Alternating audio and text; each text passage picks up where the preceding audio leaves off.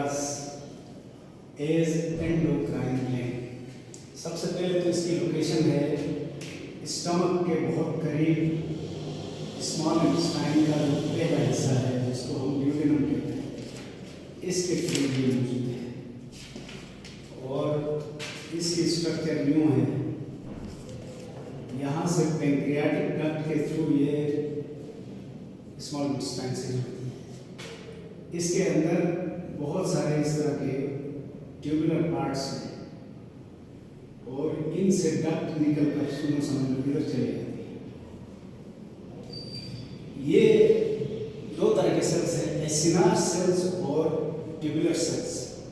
ये pancreatic juice secrete करते हैं। इसके बरक्स इसमें बहुत छोटे छोटे पार्ट्स हैं। इन छोटे पार्ट्स को आइलेट्स ऑफ लैंगरहान कहते हैं। आइलेट्स ऑफ लैंगरहान में दो तरह के सेल्स हैं, एक अल्फा सेल्स हैं और दूसरे बीटा सेल्स हैं। अल्फा सेल से एक हार्मोन निकलता है जिसका नाम ग्लूकागॉन है, जबकि बीटा सेल से दूसरा हार्मोन निकलता है जिसको इंसुलिन कहते हैं। ये इंसुलिन और ग्लूकागॉन दोनों पैंक्रियाज से निकलकर लिवर में पहुंचते हैं खून के जरिए, और स्मॉल इंटेस्टाइन में जो खुराक हजम हो चुकी है, खास तौर पर कार्बोहाइड्रेट्स, वो भी पहले लिवर में आते हैं, हेपेटिक पोर्टल वेन के। यहाँ पर इन दोनों का काम शुगर लेवल को कंट्रोल करना है। तो सबसे पहले देखते हैं इंसुलिन क्या करता है। It regulates sugar level. इसका मतलब ये हुआ कि ये तब सीक्रेट होता है जब हाई शुगर लेवल हो, हाई ब्लड शुगर लेवल।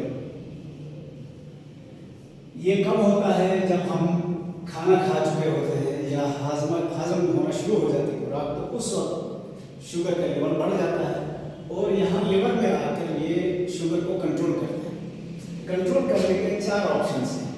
पहला ऑप्शन मेटाबॉलिज्म, खुराक को डाइजेस्ट तो हो चुकी है, वो इसको ब्रेक करके एनर्जी निकालना, सेलुलर रेस्पिरेशन को एनहांस करना।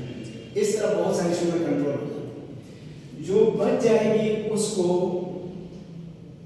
ग्लाइकोजिन में तब्दील करना, ग्लाइकोजिनोसिस या जेनेसिस। अब ये भी करके बच जाए तो converting this glucose into lipids में कन्वर्ट करना, और फिर भी बच जाए तो convert this glucose into proteins. यानी कभी चारों ऑप्शन अपनाने पड़ते हैं, कभी एक ऑप्शन से काम चलता है, कभी दो, कभी तीन। ये डिपेंड करता है खुराक कितनी आ रही है। यानी अभी हमने रज के खाना खाया है तो उस वक्त ये चारों ऑप्शंस अप्लाई होंगे। अगर खाना पहले खाया है, अभी कम हुआ है, तो वही एक ऑप्शन यूज होगा। इस तरह ये शुगर लेवल को बढ़ने नहीं देता है ये इंसुलिन। सर तो ज़्यादा खाना अच्छी बात नहीं हुई इस तरह? नहीं, वो बेतहाशा हमेशा ज़्यादा खाना अच्छी बात नहीं है, क्योंकि लिपिड्स में कन्वर्ट होगा तो वो जिसम में स्टोर हो जाएगा तो फिर मोटापा होगा। इसलिए हमें तो कंट्रोल कर खाना चाहिए। इस पर बोझ ज़्यादा नहीं बनना चाहिए इंसुलिन का। अच्छा, इसमें एक मसला होता है, वो है अंडर सिक्रीशन। अगर इसकी सिक्रीशन कम हुई तो बीमारी हो जाएगी डायबिटीज मेलिटस। इसकी बहुत सारी अक़साम हैं, लेकिन दो बड़े अक़साम हैं। एक तो है कंजेनाइटल डायबिटीज। इसमें क्या होता है, इंसुलिन प्रोड्यूस करने वाला जीन ही डिफेक्टिव होता है, इसलिए इंसुलिन प्रोड्यूस नहीं होता। जब प्रोड्यूस नहीं होगा तो जिसम में शुगर का लेवल बढ़ेगा। शुगर के लेवल बढ़ने से ब्लड प्रेशर भी बढ़ जाएगा, किडनीज पर भी असर पड़ेगा, आपका विजन भी खराब हो जाएगा, सेक्सुअल एक्टिविटी में फर्क पड़ेगा। एक्सट्रीम केसेस में टांगे काटनी पड़ेंगी क्योंकि वहाँ जमा होना शुरू हो जाएगी नीचे, तो बहुत तकलीफ है। दूसरी डायबिटीज टाइप 2 कहलाती है। ये एज के साथ होता है।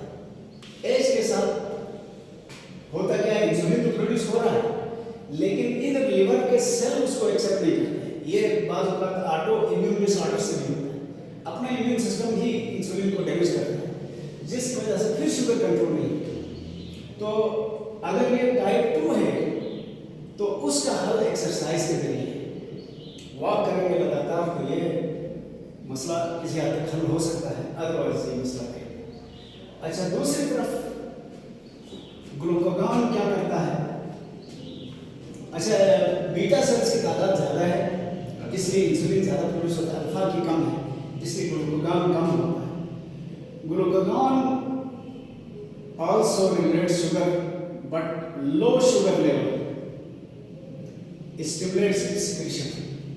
दो चीजें इसको स्टिमुलेट करती है, एक शुगर लेवल कम हो तब ये रिलीज होता है, दूसरा इन एब्सेंस ऑफ इंसुलिन। देखें शुगर कम होगा तो इंसुलिन तो वैसे भी नहीं निकलेगा, तब ये निकलेगा, या इंसुलिन खराबी की वजह से नहीं निकल रहा है तब ये निकलेगा। और ये क्या करता है, it converts glycogen into glucose, ये कहलाता है ग्लूकोनियोजेनेसिस, और इसके नतीजे में फिर ग्लूकोज का लेवल बढ़ जाएगा। तो ये दोनों एक दूसरे के एंटागोनिस्टिक है, एक हाई को कम करने के लिए, दूसरा कम को ज्यादा करने के लिए। ठीक हो गया? ये था जी पैंक्रियास के एंडोक्राइन का। इनका सिर्फ लिवर है सर, ये मसल्स पे भी काम करता है। कौन? ये ग्लूकागॉन और इंसुलिन। नहीं, ये लिवर में, क्योंकि असल जो रेगुलेशन का एरिया है वो लिवर है, लेकिन हर सेल एक लिमिट तक ग्लाइकोजन बना सकता है।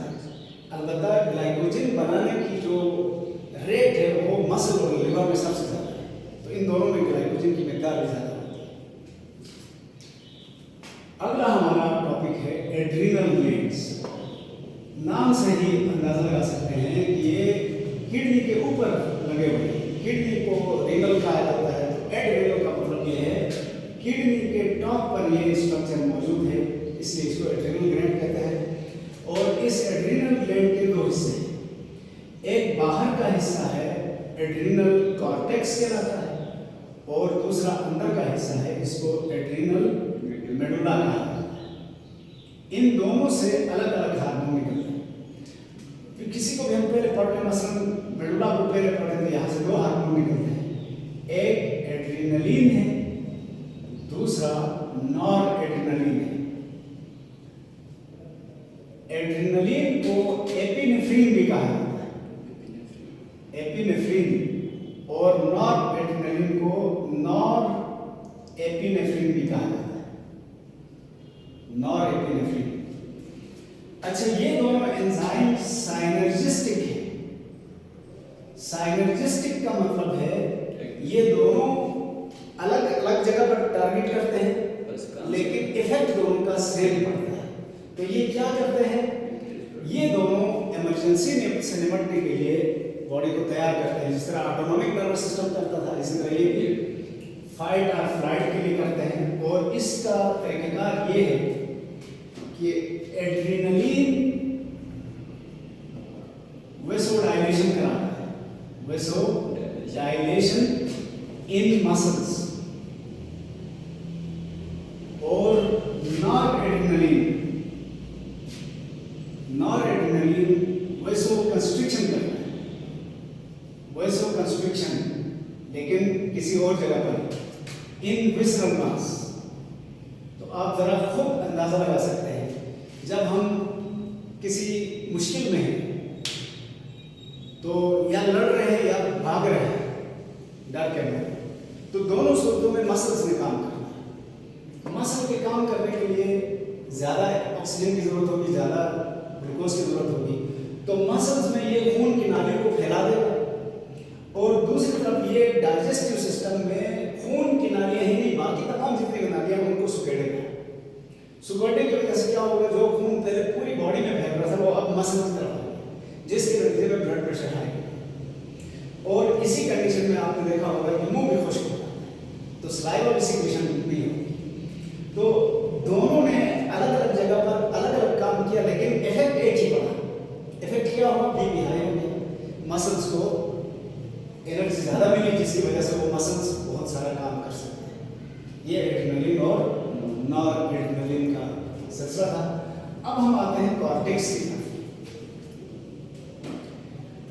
एड्रिनल कॉर्टेक्स से 3 हार्मोन निकलते हैं। एक है कॉर्टिसोन, दूसरा है एल्डोस्टेरोन और तीसरा है एंड्रोजन। कॉर्टिसोन क्या करता है, इसका एक और नाम भी है, ग्लूकोकॉर्टिकॉइड। ग्लूकोकॉर्टिकॉइड कहते हैं इसको। जब ये ग्लूकोकॉर्टिकॉइड के तौर पर काम करता है तो क्या करता है, it regulates sugar level in the blood. Sugar level in the blood by converting lipids and proteins into glucose. ये लिपिड्स खास तौर पर प्रोटीन्स को ग्लूकोज में तब्दील करता है। अब ये जरा नोट करने वाली बात है, इंसुलिन ने ग्लूकोज को मेटाबोलाइज भी किया था, ग्लाइकोजन में भी कन्वर्ट किया था, लिपिड्स में भी कन्वर्ट किया था, प्रोटीन में भी। ग्लाइकोजन को ग्लूकोज में ग्लूकोगॉन कन्वर्ट करता है, लेकिन ये प्रोटीन्स को खास तौर पर टारगेट करके उनको ग्लूकोज में तब्दील करता है। ये भी नोट करने वाली बात है, प्रोटीन हमारे जिस्म में स्टोर नहीं हो सकते, ये मसल्स में कंस्ट्रक्शन में इस्तेमाल होता है। तो एक तरह से ये मसल्स को तोड़कर ग्लूकोज बना रहा है, जिसकी वजह से जिस्म कमजोर हो सकता है। तो ये नौबत बिल्कुल आखिर में आती है, जब जिस्म में ग्लूकोज भी ना हो, ग्लाइकोजन भी नहीं हो, फिर ये एक्टिव होता है। अच्छा, इसी तरह एल्डोस्टेरोन क्या करता है, एल्डोस्टेरोन को मिनरलोकॉर्टिकॉइड कहा जाता है। मिनरलोकॉर्टिकॉइड ये नाम इसलिए दिया जाता है कि it regulates mineral level in the blood. खून में मिनरल्स, जिनको आमतौर पर खून में इनको इलेक्ट्रोलाइट्स कहते हैं, नेगेटिव पॉजिटिव आयंस, इनका बैलेंस होना बहुत जरूरी है। अगर ये बैलेंस डिस्टर्ब हुआ तो फिर खून खुद बहुत उसमें से पानी या बाहर निकल जाएगा या ज़्यादा अंदर आएगा, यानी मिनरल की मिकदार ज़्यादा हो गई अंदर तो और पानी आकर ब्लड का वॉल्यूम बढ़ जाएगा, जो ब्लड प्रेशर बढ़ाने का सबब बनता है।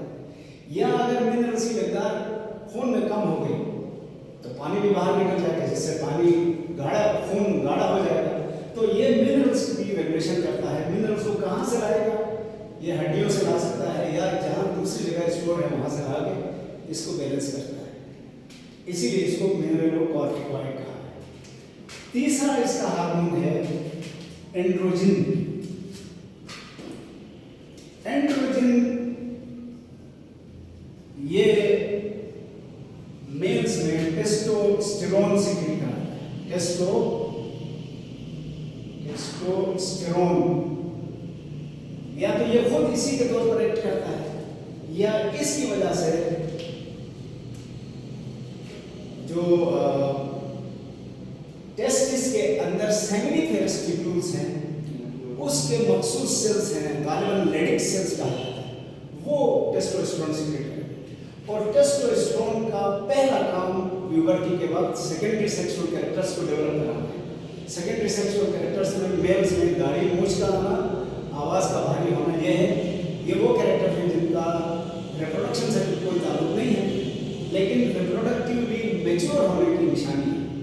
तो इस तरह से ये एड्रिनल कॉर्टेक्स के हार्मोन्स का किरदार था। यहाँ एक और चीज़ खास तौर पर जो कॉर्टिसोन है, इसकी सिक्रीशन अगर अंडर सिक्रीशन हो, कम सिक्रीट हो, तो इससे एक बीमारी होती है जिसको कहते हैं एडिसन्स डिजीज। एडिसन्स डिजीज में क्या होता है, मसल तो ठीक होते हैं लेकिन weak function of muscles. Weak function से मुराद क्या है, मसल तो ठीक है, उनको काम करने के लिए एनर्जी नहीं मिलती। एनर्जी ना होने की वजह से एक तरह से फंक्शन हो नहीं पाता। इसी तरह अगर इसकी ओवर सिक्रीशन हो तो एक और बीमारी होती है जिसको कहा जाता है कुशिंग्स डिजीज। कुशिंग्स डिजीज में मसल खुद वीक हो जाते हैं, वीक मसल्स। अब इसका मतलब क्या है? ये मसल्स को तोड़कर ग्लूकोज बनवा रहा है, जिसकी वजह से मसल कमजोर हो गए, अब ये भी काम नहीं कर सकते। यहां से हमें एक और बात का अंदाजा हुआ कि इस हार्मोन की कमी की वजह से मसल को एनर्जी नहीं मिलेगी तो काम नहीं कर सकेंगे, ज्यादती की वजह से मसल खुद कमजोर हो जाएंगे तो काम क्या करें? दोनों सूरतों में मुसीबत है। तो इसका नॉर्मल सिचुएशन होना जरूरी है।